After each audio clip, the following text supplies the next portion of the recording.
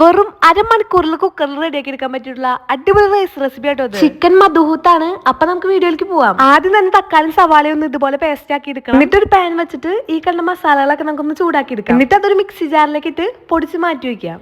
ഇനി നമുക്കൊരു കുക്കർ വെച്ച് അതിലേക്ക് ആവശ്യത്തിന് ഓയിൽ വെച്ച് ഈ മസാലകളൊക്കെ നമുക്കൊന്ന് പൊട്ടിച്ചെടുക്കാം. മസാലകളൊക്കെ നന്നായി പൊട്ടി വരുമ്പോൾ നമുക്ക് ഈ ക്യാപ്സിക്കും പച്ചമുളകും ഇട്ട് ഒന്ന് വഴറ്റിയെടുക്കാം. ചെറുതായിട്ടൊന്ന് വഴണ്ടിടുമ്പോൾ നമുക്ക് അതിലേക്ക് ഇഞ്ചി വെളുത്തുള്ളി പേസ്റ്റ് ചേർത്ത് കൊടുക്കാം. പിന്നെ നമുക്ക് നേരത്തെ റെഡിയാക്കി വെച്ച തക്കാളിയുടെ സവാളയുടെ പേസ്റ്റ് ഇല്ലേ, അതും കൂടെ ഇതിലേക്ക് ചേർത്ത് കൊടുക്കാം. എന്നിട്ട് ആ ഓയിൽ നന്നായി തെളിഞ്ഞു വരുമ്പോൾ നമുക്ക് ഇതിലേക്ക് മസാലകളൊക്കെ ചേർത്ത് കൊടുക്കാം. 1 ടീസ്പൂൺ മുളക് പൊടിയും 1/2 ടീസ്പൂൺ മഞ്ഞപ്പൊടിയും ഞാനിവിടെ ചേർത്ത് കൊടുക്കുന്നുണ്ട്. പിന്നെ ഒരു മാഗി ക്യൂബ് ഇതുപോലെ നമുക്ക് പൊടിച്ച് ചേർത്ത് കൊടുക്കാം. ഇനി നമ്മൾ നേരത്തെ പൊടിച്ച് വെച്ച മസാല ഇല്ലേ, അതും കൂടി ഇതിലേക്ക് ചേർത്ത് കൊടുക്കാം.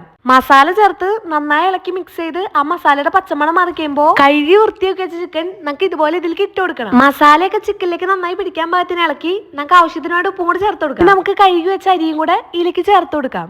ഇനി നമുക്ക് എല്ലാം കൂടെ ഒന്ന് മിക്സ് ചെയ്ത് ആവശ്യത്തിന് വെള്ളം ഒഴിച്ചു കൊടുക്കാം. 1 കപ്പ് അരിക്ക് 1.5 കപ്പ് വെള്ളാട്ട് ഒഴിക്കണ്ടേ.